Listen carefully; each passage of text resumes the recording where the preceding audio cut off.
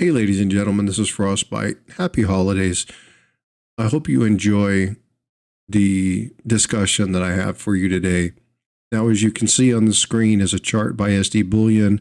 Now, I am not directly sponsored by SD Bullion, nor am I a financial expert. The information that I'm going to show you today is my personal ideas regarding what I think silver is going to do in the next short interim. Short interim is going to be between 3 and 6 months.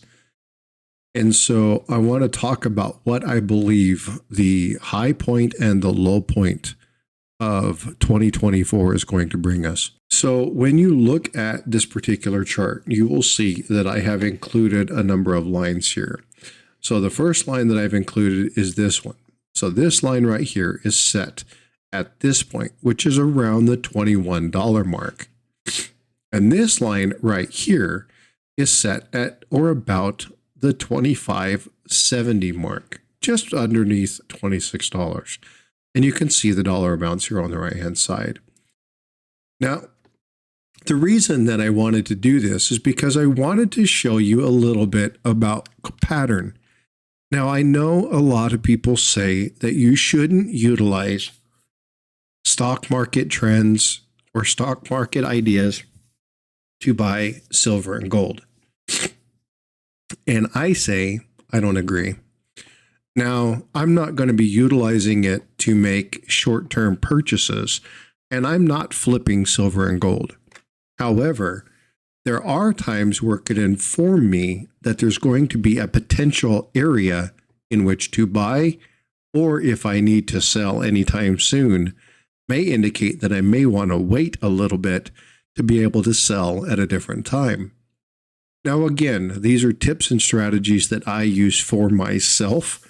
And if you're a financial expert or you have additional insights and you want to correct me or tell me why this information isn't correct or valid, please do so. Now, on this screen, you'll see that I have this, and we're just a few days away from Christmas here, 2023. But the information contained herein can be utilized for any season at any time of the year. I just happen to be making this video just a few days before Christmas. Now, on this screen, you're going to see those two lines again, okay? 21 and 25 retrospectively. Give or take, 30, 40, 50 cents, whatever it might be. What I'm looking at is I'm looking at what is called either a head and shoulders or a reverse head and shoulders pattern. And what I'm going to be looking at is I'm going to be looking at the differences between the gray and the white area. I'm going to look and see if there are any patterns that I can see to tell me what I believe silver might do in the near future. Now, if I look at this, there are two types of head and shoulders. There's an head and shoulders that goes upwards, and then there's a head and shoulders that goes downwards. Now, this one that I see is what's called an inverse head and shoulder pattern. And what I'm looking at is I'm looking at this right here. So I see it go up, and then I see it go down. Now I'm going backwards. So remember, this is up, down, but I'm talking about the inverse, right? So if I'm looking at this, then we see this where this spike is here, okay? And then it's going to go back down to this point, and then it's going to come back to this point. This is what I consider the floor. If you look at the points all the way across, this is where it fell through that floor and it stayed bounced against that trend line for a little while, also known as, I believe, the shoulder. Came back up, finally broke through, came back down, challenged that line, and then went back up. So this is a challenge line. You can see the drop below the challenge line, bounced again, fell, came back up, broke through that challenge line, and again hit this too. So I believe these are the two challenge lines. These two challenge lines, again, are set just about $21 and about $25.50, $25.70, somewhere in that area. So when I look at this inverse pattern, what I see is I see a trend, an opportunity for silver to go up. Now, right now, at the time that I'm making this video, silver's sitting at about $24.50. So what does that mean for me right now? Well, I'm expecting within the next month or so excuse me, for silver to hit somewhere around that 25 or $26 mark. I'm expecting this within the next 30 to 40 days. But what does that mean? Well, it could drop. It could drop now. It could do whatever. But I believe we're going to be hitting a line here shortly in which we're going to be challenging this. So I'm going to add a couple different lines. And these lines that I'm going to be drawing are going to represent a couple other items. So let me go ahead and let me paste another line here, shrink this one down. And what we're going to be doing now is we're going to be developing some like trend lines so you can actually see the direction of some of these items. So what we're going to be looking at is we're going to be taking this point over here and we're going to bring this to here. So you're going to see the pattern line. This pattern line runs across, it runs to the bounce, and you can see that it's coming down. Now, if I reverse this pattern line, oh, I didn't do that very well. But if I come back over here and I reverse this pattern line and I take this line going back this direction, you'll see that that line follows that same basic premise. So when you look at the slope, you're going to see this nice little V pattern, indicating that it's hit this point and it's gone back up. Again, I'm calling this point because you see it here, you see it here, you see it here, and you see it here. Now, if we take it out even farther, this pattern goes all the way back into 2020. So I want to draw attention to this. And again, this is me, okay? This is Frosty saying this for my own personal benefit. So what is the point? Where is the point of debarkation? Well, if we look at the time frame from here, and we actually look at what's going on during this specific time frame, we're seeing that this right here is a year and a half. So we're looking at about 4 months time frame. So my estimate is that right now we're sitting about here. But if you look at this trend and you see it go out, we're going to be hitting that trend line because we're kind of at that cusp where we're hitting what's called the shoulder. Now the shoulder is right here. So you can see, let me go ahead and add another line. You'll see that there is a shoulder right about here.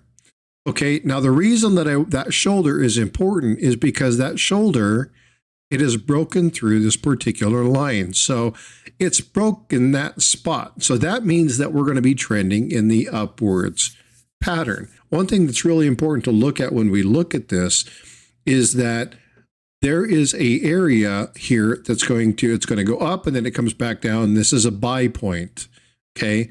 And it's going to go up, and if it comes back down and it hits this particular trend line, so somewhere out here, I would guess around the end of January, we'll hit that buy line. It's another place to buy. So this is another place that if you want to buy, it's going to go up. Now, would I buy at $24.50 in January? Probably, because I believe that that ceiling is going to hit somewhere around that $26 mark, probably around the end of February. So what my prediction is, and I know people are going to tell me that I'm stupid for doing this. You're a numismatist. Why in the hell are you trying to do this? Why are you trying to forecast this? And I'm doing it because this is going to inform me. Now, if I run into a situation where I need to be selling, I want to try and predict approximately when I might need to sell the most items. Now, sometimes you can't do that. However, if I know I have a big purchase coming up and I know that there's a possibility that somewhere between February and March, we're going to hit that $25.50 to $26 mark, then I know that I want to plan my coordination. I want to plan myself for that general time frame. Now, does that mean it's going to happen? No, but it's better to be mildly informed than completely uninformed. So I'm going to be watching around the February-March time frame, maybe even into the first part of April, to watch for that $26 mark. If I need to sell at any point in time, that's when I'm going to be selling, because what I believe is going to be happening when we hit that $26 mark is the same thing that happened here. We're going to see a drop. Same thing that happened when you hit that ceiling here. We got a drop. Same thing that happened when you hit the ceiling here. We got a drop. And every time it was challenged around that neckline, we drop, drop, drop. It wasn't until here we started to do a breakout. Again, you hit that floor, you see a breakout. You hit that floor, it fell between the floor here. But every time it's hit that floor, it's gone up. Every time it's hit that ceiling, it's dropped. So somewhere around April, I expect it to hit that $26 mark. And then after that, I expect us to drop somewhere between the $21 and the $22 range over the course of the next 3 months, following the same basic pattern. Now, if we take this pattern here and we copy this and we bring this over here and we look at this trend line here, and this is where it hits that floor. So, whoops. Don't be moving your chart around. That doesn't help. Okay. Well, you know what I'm trying to get to. But anyway, so I'm going to be watching that line. Now, I'm going to follow this same general prediction pattern. I'm going to look at the time frame that it took to get from here to here, and I'm going to look at the time frame it took to get to here, and then I'm going to be looking at this drop. You can see that there's a cyclical pattern. It looks like there's a 4-cycle pattern. But anyway, what I'm trying to get to is that you'll see that this is on a somewhere between a 3 and a 4 month pattern. It may go as low as 2. Then I'm going to set a target for that next one. And that target's going to be the distance. So let's see if I can find one here to explain. Okay, so here's a good one here. So I'm going to be looking at the distance from here to here, and I'm going to take that angle and I'm going to put it over here. And I'm going to look at this distance and I'm going to see if it's there, right? And that's where it's going to pull down. It's not a really good example. I'll see if I can find a better example and I'll put one in chat, or I'll add it magically through the power of editing down here. So you see a little bit better example.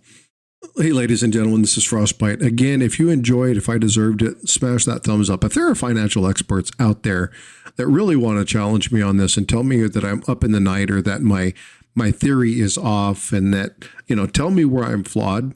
I'm looking to grow this year, but I'm going to tell you what I'm looking at. I'm going to tell you why I'm looking at it. I'm going to tell you what my predictions are.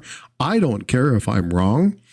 If I'm wrong and you can teach me why I'm wrong and I can learn and gain something from it, then outstanding. Hey, ladies and gentlemen, thanks for joining me on this journey today. I know this is a deviation from the stuff that I'm doing, but again, I want you to understand that there's a lot of stuff involved when it comes to stacking and collecting. And I want to make sure you have all the tools that you need in your toolkit in order to make the smart, most wise, economical decisions so that you can increase your stack without breaking your back. All right, folks, you all have a great day. Merry Christmas. Happy New Year. Happy Hanukkah. To those that don't celebrate, I hope you have a wonderful weekend. Love you, and we'll see you in the streams.